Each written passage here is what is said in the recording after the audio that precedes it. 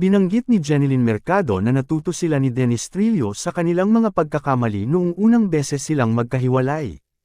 Inamin ni Jeneline na ang pagseselos ang pinakapangunahing dahilan. Unang naging magkarelasyon sina Jeneline at Dennis noong 2010. Subalit makalipas ang 11 months, nauwi ito sa hiwalayan. Makalipas ang tinatayang 2 taon, nagkabalikan ang dalawa. Naging sila ulit noong January 2014. November 2021, ikinasal ang dalawa.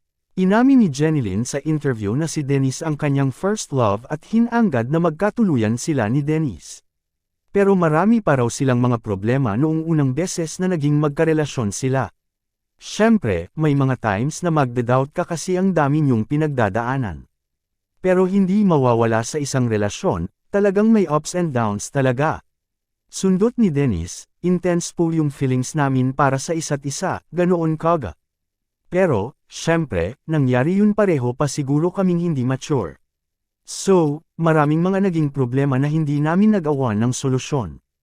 Hindi namin napag-usapan ng maigi, kumpara ngayon na mas naging mature kami at napag-uusapan namin kahit ano kaya mas naaayos namin. Sundot ni Jen, hindi na talaga namin inulit doon sa 10 years na magkasama kami ulit. Tinukoy ni Dennis na hindi na siya masyadong nagseselos ngayon. Yun yung isa sa mga napapag-awayan namin noon. Pero ngayon parang kayang-kaya na i-handle. Sinabi ni Dennis na natuto na silang magtiwala sa isa't isa. Pag binigay mo lang talaga yung tiwala mo sa kanya.